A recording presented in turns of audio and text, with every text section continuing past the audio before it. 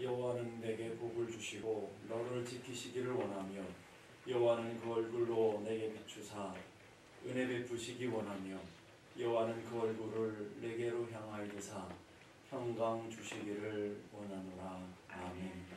사랑과 긍휼이 풍성하신 하나님, 오늘도 그 큰 사랑으로 저희들을 불러주시고 하나님을 예배할 수 있는 은혜의 자리로 세워주셨음을 감사합니다.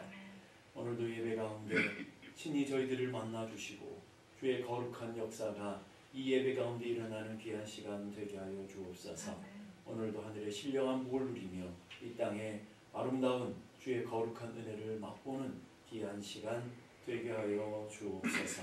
존귀하신 예수 그리스도 이름으로 기도드리오며 사도신경으로 저희들의 신앙을 고백하오니 전능하사 천지를 만드신 하나님 아버지를 내가 믿사오며 그 외아들 우리 주 예수 그리스도를 믿사오니 이는 성령으로 잉태하사 동정녀 마리아에게 나시고 본디오 빌라도에게 고난을 받으사 십자가에 못 박혀 죽으시고 장사한 지 사흘 만에 죽은 자 가운데서 다시 살아나시며 하늘에 오르사 전능하신 하나님 우편에 앉아 계시다가 죄로서 산자와 죽은 자를 심판하러 오시리라.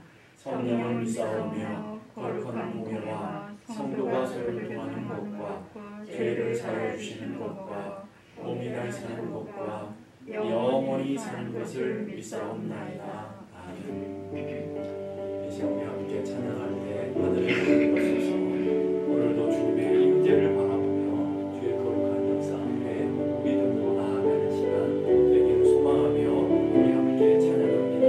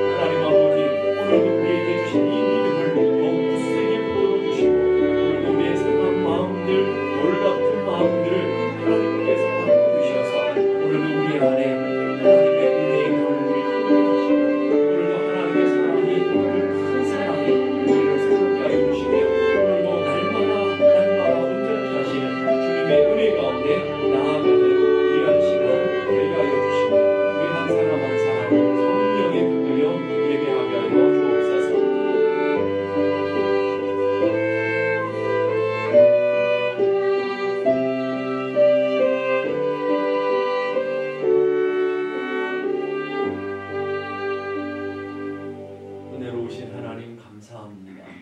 오늘도 주님께서 저희들을 사랑하셔서 우리를 은혜 가운데 불러주시고 참 하나님을 예배할 수 있는 은혜를 주셨음을 감사합니다. 오늘도 주님 앞에 나와싸우니 오늘도 주님을 만나는 시간이 되게 하시고 하늘의 신령한 복을 맛보는 시간이 되게 하시고 하나님 우리 안에 돌같은 마음들이 부서져 하나님의 은혜의 옥토가 되어 30배, 60배, 100배 열매를 맺는 믿음의 삶이 되게 하여 주옵소서. 사막과 같은 우리의 심령 가운데 강물을 내시며 오늘 우리 안에 새 일을 이루시는 하나님을 바라보며 하나님을 의지하는 귀한 예배가 되게 하여 주옵소서. 하나님 아버지 우리 한 사람 한 사람 성령의 사람이 되게 하시고 믿음의 사람이 되게 하시고 기도하는 사람이 되게 하시며 무엇보다 참된 예배자로 세워지는 은혜가 있게 하여 주시옵소서. 존귀하신 예수 그리스도 이름으로 기도드리옵나이다. 아멘. 교회 소식 알려드리겠습니다. 모든 공예배 시간과 실내에서 마스크를 꼭 착용하시고요. 사회적 거리를 잘 준수해 주실 수 있기를 바랍니다. 사순절 릴레이 중보기도가 진행되고 있는데 여러분들이 맡은 시간에 준수하셔서 이 중보기도가 잘 진행될 수 있도록 여러분들이 협조해 주시면 감사하겠고요. 사순절 종교의 성경 읽기 사부금서를 여러분이 꾸준히 읽어서 잘 마무리할 수 있는 여러분들이 되기를 간절히 바랍니다. 다음 주일부터 서머타임이 시작됩니다. 한 시간이 없어지기 때문에 여러분들이 주의하지 않으면 예배에 늦을 수가 있습니다. 그렇기 때문에 한 주간 잘 신경 쓰시고 토요일에는 이렇게 시간을 미리 땡겨 두셔서 예배 지장이 없도록 여러분 협조해 주시면 감사하겠습니다. 우리 함께 다 같이 기도하겠습니다. 거룩하신 아버지 하나님 은혜를 감사합니다. 하나님께서 저희들을 사랑하시며 은혜 가운데 오늘도 주님께서 우리와 함께 하시는 줄로 믿습니다. 우리 한 사람 한 사람 인생의 무거운 짐 수고하고 아픈 고통들이 있다 할지라도 오늘 주님 앞에 나와 예배할 때 모든 무거운 짐들이 벗겨지게 하시고 우리를 묶는 모든 것들이 풀려지는 놀라운 역사가 일어나게 하여 주시옵소서. 무엇보다 우리의 마음을 활짝 열고 우리 마음 가운데 주님의 거룩한 은혜가 들어올 수 있도록 주님 우리 마음 가운데 하나님의 말씀이 채워질 수 있도록 주님 앞에 설 수 있는 귀한 시간이 되게 하여 주옵소서. 하나님 오늘도 우리가 주님 앞에 나와싸우니 하늘의 이 놀라운 복으로 채워주시고 하늘 영광을 맛보는 귀한 시간이 되게 하여 주시옵소서. 귀한 예물을 거룩하게 구별하여 주님 앞에 올려드립니다. 하나님께서 이 예물을 받으시고 합당한 예물 되게 하시며 이 예물이 흘러가는 곳마다 주님의 영광이 드러나고 죽어가는 영혼들을 살려내는 귀한 통로가 되게 하여 주시옵소서. 오늘도 주님 말씀 앞에 설 때에 믿음으로 아멘으로 화답하게 하시고 그 말씀이 살아 역사하셔서 우리의 삶을 움직이는 생명 있는 말씀이 되게 하여 주옵소서. 존귀하신 예수 그리스도 이름으로 기도드리옵나이다.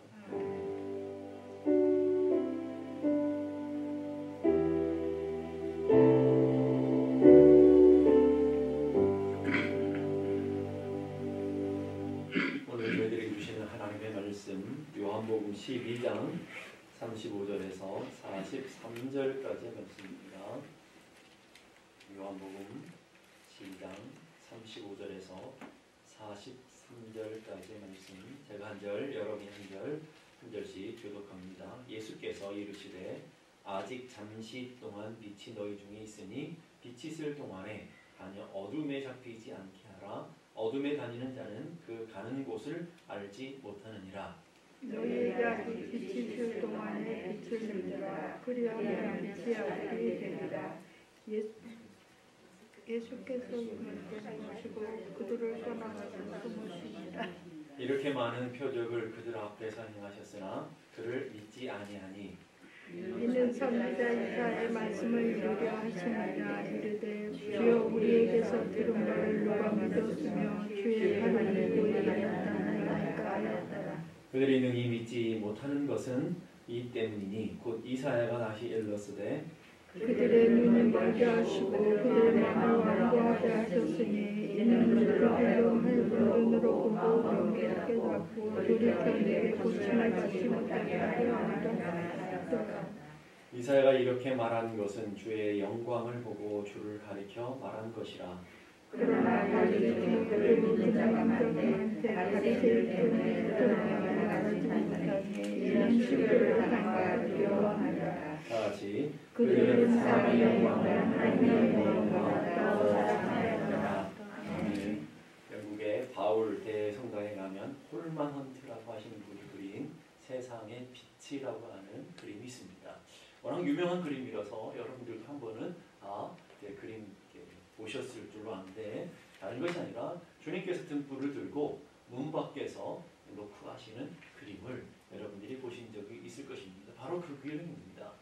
바로 주님께서 문 밖에 서서 놓고 하시며 우리들의 마음 가운데 찾아오시는데, 그 그림의 특징은 문이 굳게 닫혀 있고요. 그리고 문 입구에 많은 담쟁이와 그리고 잡초들이 무성하게 나 있다라는 것.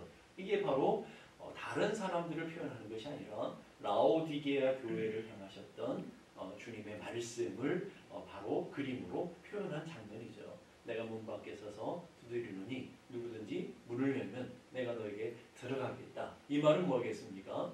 문을 열지 않았기 때문에 아직 교회 가운데 주님이 거하시지 못하고 있다라는 아주 놀라운 말씀인 것이죠. 오늘 우리도 마찬가지죠. 교회를 다니지만 오늘도 우리 마음 가운데 주님이 거하셔서 주님이 주인 되는 삶을 살아가는 사람이 있는가 하면 그렇지 못하는 사람도 있다는 것을 우리에게 보여주고 있는 이야기인 것입니다. 그래서 예수님은 끊임없이 우리 문 밖에서 우리를 찾아오시고 노크하셔요. 말씀으로 노크하시고요. 때로는 놀라운 기적과 놀라운 표적으로 우리에게 노크하시며 바로 우리를 찾아오시는 주님이신 것을 보게 됩니다. 요한복음에 보게 되면 예수님의 공생애 동안에 많은 기적들이 있었지만 7개 대표적인 기적들을 표현하시면서 주님께서 이 표적을 통해서 이스라엘 백성들로 하여금 예수님이 누구신가 하는 것들을 보여주시기를 원하셨던 모습들을 보게 됩니다. 2장에 물이 포도주가 돼서 물이 포도주가 변하는 그 사건으로부터 시작해서 11장에 죽은 나사로를 살리시는 기적까지 이런 놀라운 기적을 베푸시면서 요한복음 특별히 기적이라고 하지 아니하고 표적이라고 하는 단어를 써요. 기적은 놀라운 사건들이지만 그런 놀라운 사건으로 단순히 끝나는 것이 아니라 표적이라고 하는 것은 하나님의 놀라운 것을 무엇인가를 보여주려고 하시는 사인이었다라고 하는 것을 오늘 우리가 알게 된다라는 것입니다. 그러면서 예수님께서 이 표적을 통해서 보여주시고자 하시는 것은 다른 것이 아니라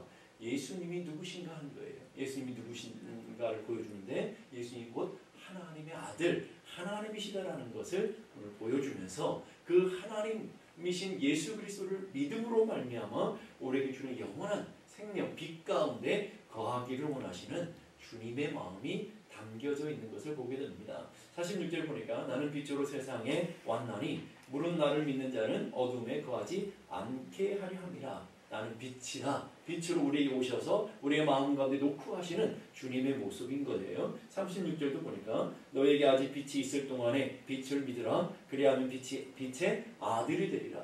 빛을 영접하면, 빛을 모시면 우리가 하나님의 자녀가 되어지고 하나님의 거룩한 백성이 되어진다라는 거예요. 그 사인으로 주신 것이 표적이다라는 거예요. 여러분의 인생 가운데도 많은 하나님의 놀라운 일들이 일어난 줄 압니다. 기도했을 때 기도가 응답이 되어지고 문제가 해결되어지며 여러분의 삶의 아픔들이 고쳐지는 놀라운 것들을 경험하는 것은 단순히 기적 자체에 있는 것이 아니라 그 기적을 통하여 하나님께서 우리를 사랑하고 계시며 하나님 우리와 함께 계신다는 것을 보여주는 사인으로 우리는 받아들여야 된다는 것이죠.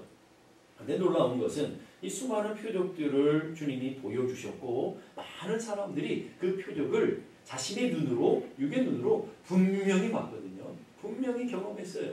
그런데 놀라운 것은 37절의 말씀 다 같이 한번 읽어보실까요? 시작. 이렇게 많은 표적을 그들 앞에서 행하셨으나 그를 믿지 아니하니. 아니 표적은 믿음을 가지라고 바로 예수 그리스도가 하나님이신 것을 보여주시면서 그것을 통해서 믿음을 가지고 하나님의 자녀의 자리로 나오라고 주셨는데 그 표적은 봤어요. 놀라운 기적은 경험했다고요. 근데 믿음은 생겨지지 않았다. 이게 이게 놀라운 이야기라는 것이죠. 오늘 여기 앉아있는 분들 가운데서도 교회를 다니면서 기도하고 하나님을 믿으며 오늘 여러분의 삶의 자리에 놀라운 표적들과 기적들은 경험했지만 여러분의 믿음은 전혀 자라지 않고 있다고 한다면 얼마나 슬픈 이야기겠습니까? 오늘 그 슬픈 이야기를 주님이 다루고 계시다라는 거예요. 그를 믿지 아니했다라고 기록하고 있어요. 많은 표적을 보며 믿을 것 같은데 믿음이 없었다라는 거예요. 끊임없이 다른 표적을 또 구하잖아요. 바리새인과 서기관들이 또 많은 백성들이 와서 계속 표적을 구했을 때 주님이 뭐라고 얘기하십니까? 마태복음 12장 39절 말씀 다 같이 읽겠습니다. 시작. 예수께서 대답하여 이르시되 악하고 음란한 세대가 표적을 구하나 선지자 요나의 표적밖에는 보일 표적이 없느니라. 많은 표적을 보여줬는데도 믿지 않았어요. 그런데 그리고 와서 끊임없이 표적을 구해요. 기적을 구한다고요. 이게 뭐 우리들의 모습 아닙니까? 수많은 기도 응답을 행하셨고 수많은 하나님의 역사가 우리의 믿음의 삶 가운데 일어났음에도 불구하고 더 보여주시고 더 보여주시고 더 분명한 사인을 보여달라고 할 때에 주님이 오늘 우리에게 똑같이 말씀하셔요. 이 음란한 세대가 표적을 구하지만 선지자 요나의 표적밖에는 보일 표적이 없다. 선지자 요나의 표적이 뭐죠? 바로 예수님이 십자가에 죽으시고 무덤에 장사되어서 3일 만에 부활한 그 사건을 요나의 표적으로 보여주고 있는 것이죠. 그 말은 다른 말이 아니라 예수님의 십자가의 죽으심과 부활이 우리가 경험하는 가장 놀라운 표적이고 가장 주님이 보여주시고자 하시는 표적이라는 것을 여러분이 기억할 수 있기를 바랍니다. 그러니까 오늘 여러분들의 삶에 예수 그리스도의 십자가를 경험하고 부활의 능력을 경험했다고 한다면 여러분들이야말로 가장 놀라운 기적을 경험하고 가장 놀라운 은혜를 받은 분들인 것을 믿을 수 있기를 바랍니다. 믿습니까? 혹시 여러분이 믿어졌으면 좋겠어요. 그래서 마틴 루터라고 하는 분은 이렇게 말해요. 십자가는 그리스도의 신앙의 표적이며 상징이라는 말이죠. 그리고 그리스도의 교회의 표적이며 하나님의 계시의 표적이다. 이게 믿음의 표적이고 우리 신앙의 표적이고 교회됨의 표적이고 하나님 우리에게 보여주시고자 하시는 계시의 증거들이 바로 십자가와 부활이다라는 거예요. 기적과 표적에는 두 가지 종류가 있죠. 외형적으로 드러나는 외적 표적이 있고 내적에서 일어나는 내적인 표적, 기적들이 있다라는 거예요. 외적인 기적은 홍해 갈라지는 사건, 여리고성이 무너지는 사건, 예수님 오병이어를 통해서 수많은 사람들을 먹이시는 사건, 그리고 축사해서 병을 낫게 하시는 귀신을 쫓아내는 이런 놀라운 것들을 우리는 외적인 기적, 표적이라고 해요. 근데 그보다 더 놀라운 것은 내적인 기적들이죠. 도무지 예수를 믿을 수 없었던 죄인이 예수를 믿게 된 사건, 도무지 우리 안에 강도의 소굴 같은 우리 안에 예수님이 거하셔서 왕이 되시고 우리의 마음에 함께 임재하시는 사건, 성령님 우리 안에 내주하셔서 늘 우리를 인도해 주시고 우리를 가르치는 이 놀라운 우리 안에서 일어나는 놀라운 기적 말이에요. 근데 놀라운 것은요, 외적인 기적들은 이 내적인 기적을 향해야 된다는 말이에요. 그게 무슨 말이냐면 이 외적인 기적들의 목적은 내적인 변화, 내적인 기적을 일으키기 위한 하나의 통로였다라는 것을 보여주고 있다는 거예요. 외적인 기적들이 기적이 목적이 아니라 우리가 예수를 영접하게 되고 우리 안에 예수님을 모시게 되고 우리 안에 하나님의 거룩한 성령님과 함께 동행하는 인생, 그게 기적이고 그 진짜 표적을 보여주시기 위해서 외적인 기적들이 일어나셨고 주님은 그런 기적을 행하셨다라는 거예요. 우리 인생도 마찬가지예요. 여러분의 인생에 수많은 일들, 수많은 하나님의 놀라운 사건이 일어나는 것들은 여러분들로 하여금 여러분 내면에 주님의 사랑을 깨닫고 하나님의 자녀되는 은혜와 권세를 누리고 여러분 안에 하나님께서 임마누엘과 함께 하시는 그 놀라운 능력들을 우리가 늘 놓치지 않도록 살아가도록 하기 위해서 주어지는 통로들이라는 것을 기억할 수 있기를 바랍니다. 그렇다면 이상한 것은 왜 유대인들은 예수님의 놀라운 표적들과 기적들을 경험했음에도 불구하고 믿지 않았을까요? 믿지 않았을 뿐만 아니라 예수님을 왜 이렇게 배척한 걸까요? 그 첫 번째 이유는 마음의 완고함 때문이다. 마음의 완고함 때문에 이런 예수님의 놀라우신 은혜를 믿음으로 받아들이지 못하고 있다는 거예요. 그것을 가장 잘 보여주는 표현이 바로 요한이 이 이사야의 두 개의 말씀을 인용해서 오늘 표현해주고 있다라는 것입니다. 이 말은 예수님을 불신하며 배척하는 것이 결코 놀라운 우연한 사건이 아니라 이미 이사야를 통해서 예언된 사건이 성취되고 있는 사건이다 라고 해석하고 있다는 거예요. 이사야서 53장 1절 보니까 우리가 전한 것을 누가 믿었으며 우리의 발이 누구에게 나타났느냐 이 말씀이 요한복음 12장 38절에 그대로 인용되고 있죠. 한번 읽어볼까요? 38절 시작. 이는 선지자 이사야의 말씀을 이루려 하심이라. 가로되 주여 우리에게 들은 바를 누가 믿었으며 주의 팔이 네게 나타났나이까 하였더라. 바로 인용하고 있죠.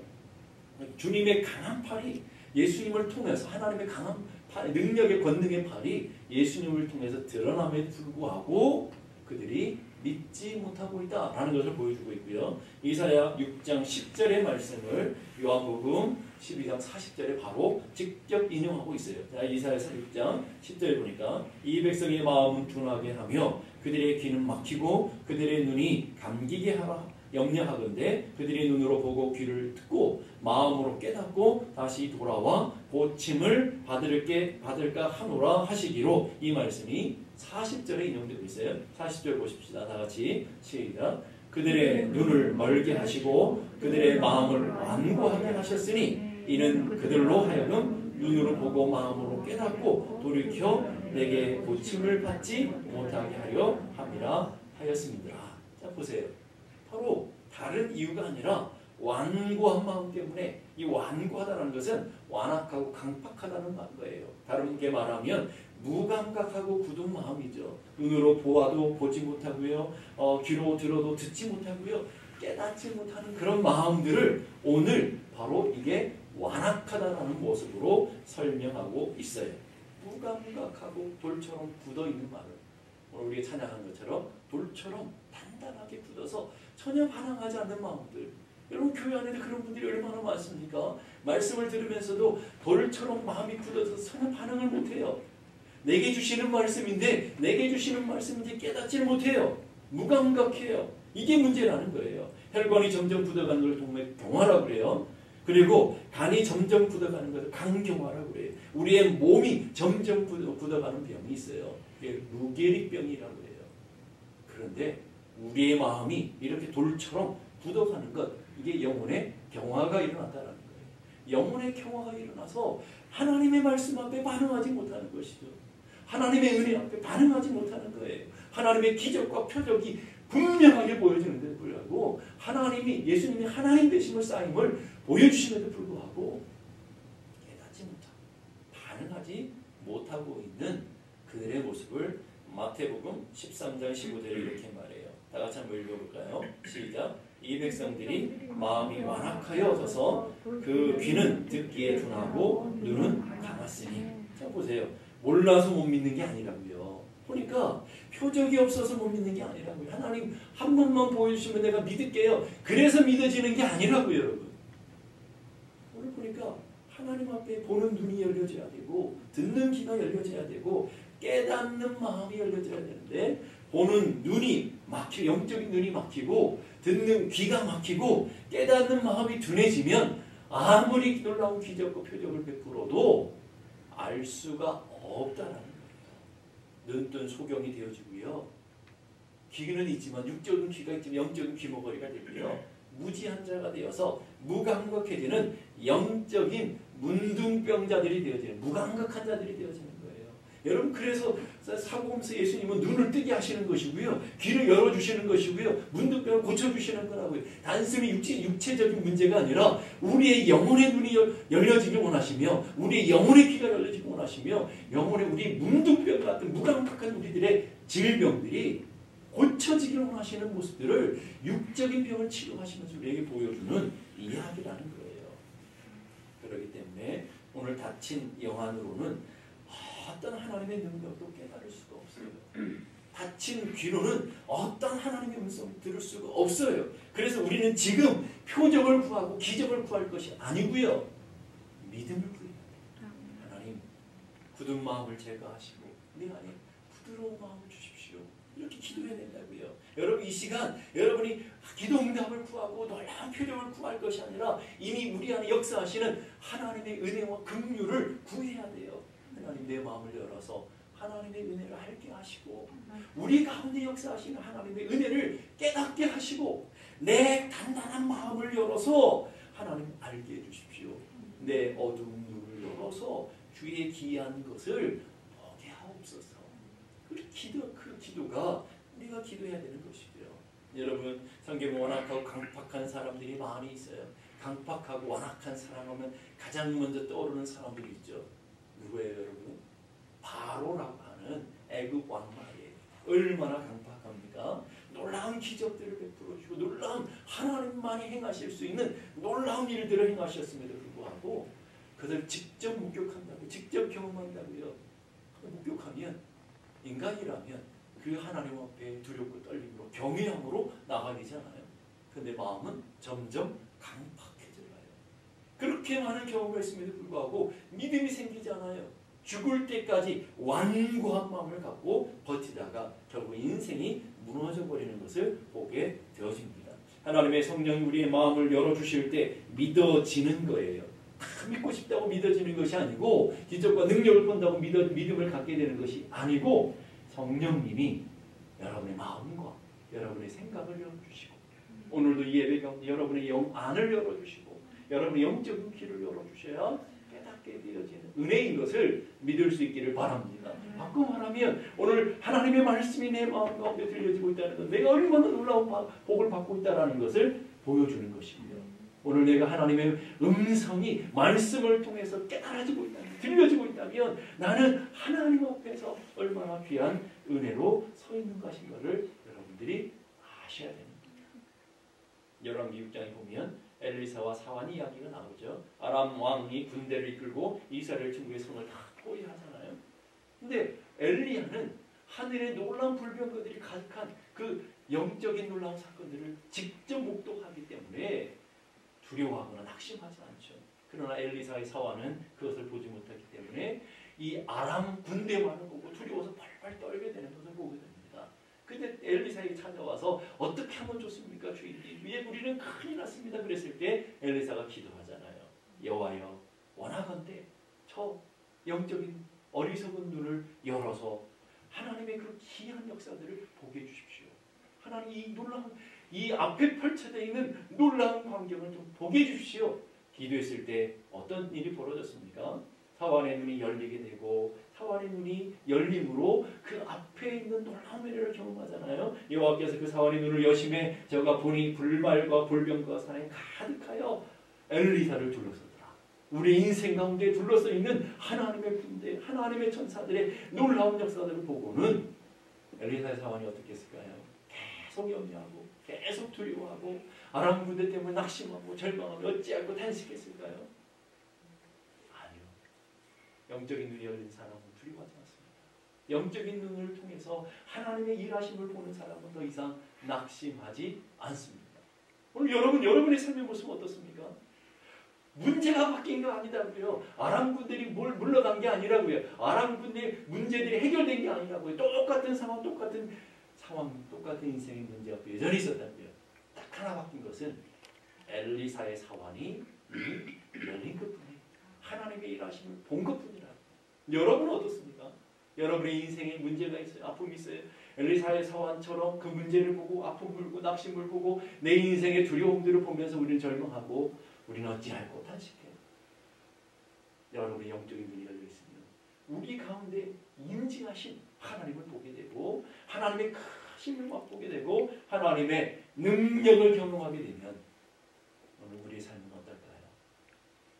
계속 염려하고 계속 두려워하고 계속 낙심하며 살아갈까요? 그렇지 않을 거라고요. 그 문제는 뭘까요, 여러분? 오늘 우리 삶에 똑같은 능력으로 똑같은 권능으로 우리 가운데 역사하시는 하나님이신 것을 믿습니다. 하나님 오늘도 엘리사의 사환에게만 역사하시는 하나님이 아니라 아브라함에게만 역사하시는 하나님이 아니라 다윗이 골리앗 앞에서만 역사하시는 하나님이 아니라 그 똑같은 능력과 똑같은 권능으로 여러분의 삶에 여러분의 가정 가운데 여러분의 기업 가운데 똑같이 역사하시고 똑같이 함께 하시는 것을 믿을 수 있기를 바랍니다. 문제가 뭐예요? 우리의 영적인 눈이 닫혀 있다는 것이. 그 하나님의 일하심을 보지 못한다는 거예요. 문제가 뭐예요? 하나님이 끊임없이 강단을 통해서 말씀하시고 성경 기록된 말씀을 통해서 계속 말씀하시는데도 내가 깨닫지 못하고 있다는 말이죠. 두려워하지 말아라 내 딸아, 내가 너와 함께하니라. 하나님 분명히 말씀하셨을 거예요. 내가 너와 함께하니라. 놀라지 말아라. 하나님이 말씀하심에도 불구하고 그 음성이 들려지지 않고 아람 군대가 커 보여요. 여리고성이 커 보여요. 홍해가 커 보인다고요. 내 앞에 있는 문제만 커 보인다고요. 내가 당하는 환난이 제일 커 보인다고요. 그래서 하나님 보이지 않는다고요. 닫혀있는 눈을 가지고는, 닫혀있는 마음 가지고는 어떤 하나님의 능력도 어떤 하나님의 기적도 볼 수가 없다라는 것을 깨닫기를 간절히 바랍니다. 우리의 마음을 열어주실 때 하나님의 음성을 듣게 되고요. 영의 귀가 열려 있는 사람은 세미한 하나님의 음성도 찾아내고요. 엘리야처럼 세미한 음성도 하나님의 음성을 듣게 되고요. 그러나 영적인 귀가 닫혀 있는 사람은 천둥 같은 소리에도, 여러분 애굽에 있는 놀라운 재앙들은 하나님의 강력한 메시지로 주어짐에도 불구하고 귀가 막힌 사람은 들리지가 않는다는 것이에요. 이게 문제예요. 그렇기 때문에 우리의 완악한 마음이 열려지기 위해서 완고함들이 닫혀있는 것들이 깨트려져서 부서져야 돼요. 계란의 껍데기에 딱딱한 것들이 깨트려져야 거기에 병아리 생명력이 나올 수 있는 것처럼 도토리 딱딱한 거, 밤 같은 거 딱딱한 외부의 것들이 깨어져야 그 안에서부터 생명이 나오는 것처럼. 그래서 여러분 밤나무나 도토리를 심을 때 그대로 심으면 안 나오잖아요. 잘. 그게 있는 껍질을, 각질을 좀 많이 제거할 때 거기서 싹이 나온단 말이에요. 옥합의 딱딱한 그것을 깨트려야 거기에 아름다운 향내나는 인생이 되어지는 것처럼 우리도 깨져야 돼요. 주님과 우리 사이에 막혀있는 담이 무너져야 돼요. 여러분들이 하나님의 은혜와 앞에 여러분이 서 있을 때 하나님의 문제가 아닐 거 아니에요. 하나님의 문제를 보이십니다. 하나님 오늘도 나에게 말씀 안 하는 게 아니실 거 아니에요. 하나님 오늘도 우리 가운데 일하시지 않는 게 아닐 거 아니에요. 그렇죠? 그런 눈빛으로 저를 보는 거예요. 하나님은 나에게 말씀하지 않아요. 하나님은 내 기도에 응답하지 않아요. 뭐 그런 눈빛으로 저를 보시면 어떻게 하자는 거예요 도대체. 그게 아니잖아요. 문제는 뭐예요? 하나님은 역시 여전히 말씀하지만 하나님과 우리 사이에 엄청난 벽이 있잖아요. 그게 깨트려져야 돼요. 나는 열심히 기도하는 거지 뭐 홀로 독백이잖아요. 하나님의 임재를 느끼지 못하잖아요. 엄청난 것이 막혀져 있잖아요. 뭐 우리 안에 고집의 껍질이 깨지고 자존심의 껍질이 깨지고 우리가 세상을 살아가는 정욕의 그 완고한 마음들이 깨트려지지 않는 이상 그 깨트려서 그 딱딱한 굳은 마음들을 제하고 부드러운 마음이 되지 않는 이상 우리는 똑같이 반복되어지는 우리 이 어리석은 인생을 살아갈 수밖에 없다는 놀라운 것은요. 하나님께서 에스겔을 통해서 우리의 이 돌같은 마음을 스스로 제거할 수 없기에 성령을 보내셔서 돌같은 마음을 제거해 주시고 우리 안에 부드러운 마음을 주시며 하나님의 은혜로 우리를 이끄시겠다고 약속하고 계시다는 걸 믿을 수 있기를 바랍니다. 에스겔 36장 26절의 말씀을 우리 함께 다 같이 읽겠습니다. 시작. 또 새 영을 너희 속에 두고 새 마음을 너희에게 주되 너희 육신에서 굳은 마음을 제하고 부드러운 마음을 줄 것이며 또 내 신을 너희 속에 두어 너희로 내 율례를 행하게 하리니 너희가 내 규례를 지켜 행할지니라. 아멘. 믿습니까? 성령님이 여러분 안에 오셔서 하신 일이 뭐예요? 돌같은 마음을 제거해 주신대요. 굳은 마음을 부드럽게 해주신대요. 이 믿어졌으면 좋겠어요. 오늘 여러분 안에 하나님의 성령이 놀라운 역사를 일으키기 위해서 오늘도 여러분 밖에서 초대하고 계십니다. 누리고 계세요. 어스텔의 유명한 신학자 이렇게 말해요. 하나님은 당신의 지극한 사랑으로 우리를 창조하셨지만 지극한 사랑으로 우리를 창조하셨어요. 그러나 우리의 협력 없이 우리를 구원하시지는 않는다. 우리가 하나님이 강제적으로 우리 삶의 자리에 일하시지 않는다는 말이에요. 하나님께서 우리에게 협력을 요구하시고 함께 동역을 요구하시는 거예요. 여러분의 마음을 열기 원하시는 거예요. 아까 세상의 빛과 같은 그림으로 주님 밖에는 우리는 녹화시지만 문은 우리가 열라라는 거예요. 마음의 문은 너희들이 열고 믿음으로 반응하고 믿음으로 나오라고 요구하시는 주님의 모습을 여러분들이 들을 수 있기를 간절히 바랍니다. 두 번째는요. 그들은 왜 주님의 놀라운 기적과 표적을 경험했음에도 불구하고 믿음이 없이 주님은 배반할까요? 다른 것이 아니라 출교를 당할까 두려워하기 때문에 그렇다라고 얘기하고 있습니다. 출교를 당할까 두려워한다. 자신의 공동체로부터 쫓겨날까봐 두렵다. 이 말을 다르게 말하면 내가 갖고 있는 것에 불이익이 생길까봐, 손해가 생길까봐 예수님을 믿는 것을 꺼려하고 있더라는 거예요. 그 근본 이유는 43절에 이렇게 말해요. 그들은 사람의 영광을 하나님의 영광보다 더 사랑하였더라. 다른 게 아니라 하나님의 영광, 하나님의 놀라운 일들이 있는데 그 일보다도 사람의 영광과 사람의 일들을 더 사랑하게 되었다. 그것 때문에 예수님의 놀라운 기적을, 예수님의 놀라운 은혜를 외면하게 되었다 하는 거예요. 한국의 오대식 목사님이 쓴 골리앗 세상에서 다윗으로 살기라고 하는 책이 있습니다. 그 책에 보면 한국 교회와 기독교인들의 그릇된 신앙에 관한 13가지를 다루고 있는데 거기에 제가 10가지만 소개할게요. 한국의 신앙과 한국 교인들이 갖고 있는 문제점들을 다루고 있는데 첫째는 경건의 모양만 추구한다. 그러니까 경건의 능력은 별로 원하지 않고 폼생폼사 겉으로만 드러나는 그 경건의 모양만 추구하게 된다. 두 번째는요. 거대하고 힘이 센 골리앗을 더 열봉하고 작고 어린 다윗은 거들떠보지 않는다. 오늘 이 시대가 그렇다는 말이에요, 여러분. 뭐 그게 누구든지 상관없어요. 골리앗처럼 힘과 능력만 가지면 좋다는 거예요. 그래서 믿음으로 작고 연약한 다윗은 별로 눈여겨보지 않고 골리앗을 더 선호한다는 말이에요. 세 번째는요. 과부의 두 랩돈 헌금은 무시하고 비웁니다. 주님은 그걸 기뻐하시 칭찬하시지만 그런 걸 무시하는 큰 것을 좋아한다는 말이죠. 네 번째는 깨끗한 그릇은 관심이 없고 금그릇, 은그릇 되기를 사모한다. 얼마나 성경과 반대적인 이야기를 하고 있습니까? 오늘 현대교회가, 오늘 현대 성도들이 주님 앞에 거룩하고 깨끗한 그릇을 추구해가야 되는데 그런데 관심이 없어요. 내 모양이 금그릇이고 은그릇이면 좋은 거예요. 폼이 나고 다른 사람들을 부러워하고 영광과 인기를 얻으면 좋은 것이죠. 그러면서 다섯 번째는 날마다 형식적인 예배, 조는 예배, 구경하는 예배, 죽은 제사를 드린다. 여섯 번째는 더 큰 은사인 사랑을 작게 여기고 작은 은사를 크게 든다. 뭐 이런 눈에 보이는 은사들만 추구한다는 말이죠. 일곱 번째, 풍요와 쾌락의 상징인 바알을 경배한다. 하나님이 아닌 풍요와 쾌락을 섬기더라는 거예요. 하나님의 이름을 이용한 풍요와 쾌락을 섬기는 교회. 그것이 곧 바알이다라고 얘기하고 있는 거예요. 여덟 번째는 서로 시기 질투하며 남의 발꿈치를 밟으며 산다. 그리고 입으로 주여 주여 하지 진정으로 예수님을 주님이라 여기지 않는다. 그리고 은밀한 죄를 버리지 않고 어둠의 자식들로 살아간다. 여전히 건망한 교회 다니는 사람들이라고요. 속사람 변함이 없어요. 완악한 마음들, 돌같은 마음들이 깨지지 않았어요.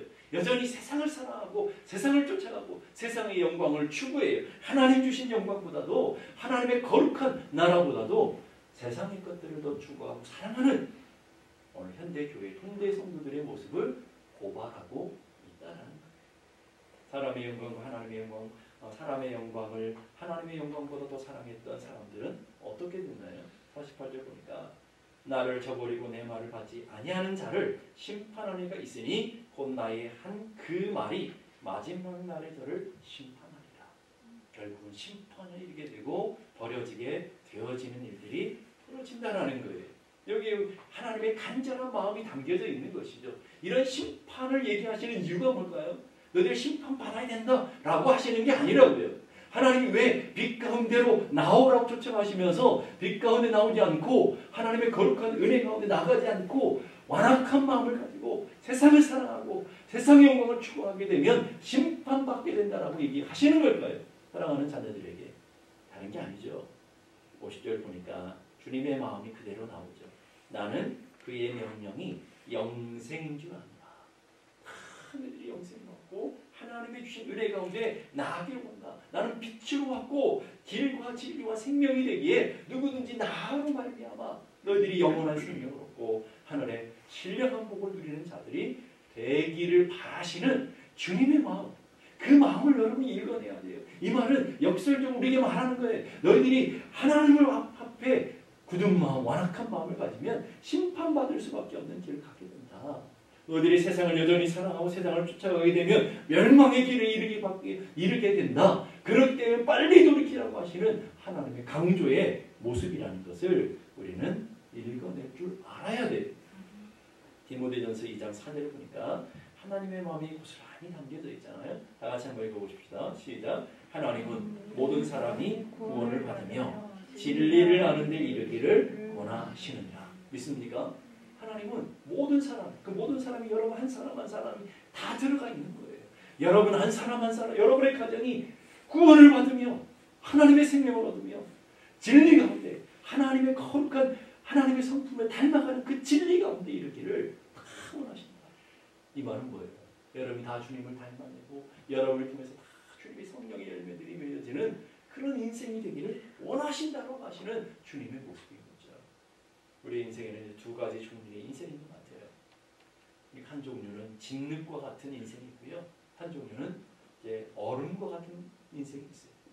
똑같은 햇빛이 비추면요, 완전히 다르게 반응해요. 진흙은 어떻게 햇빛이 비출수록 진흙은 어떻게 돼요? 더 딱딱하게 굳어져서 돌같이 되어지잖아요. 더 단단하게 되어져요. 그러나 똑같은 햇빛이 비치는데 얼음은 다 사라지게 되죠. 하나님의 은혜 앞에서 반응도 마찬가지예요. 하나님의 은혜가 비춰지면 비춰질수록 더 바로처럼 강팍하게 반응하는 사람들이 있는가 하면 하나님의 은혜 앞에서 얼음처럼 자신의 완악함들이 다 녹아져서 하나님의 은혜 앞에 자신을 맞추고 철저하게 스며들어가는, 하나님의 은혜 앞에 스며들어가는 그런 인생도 있다라는 거예요.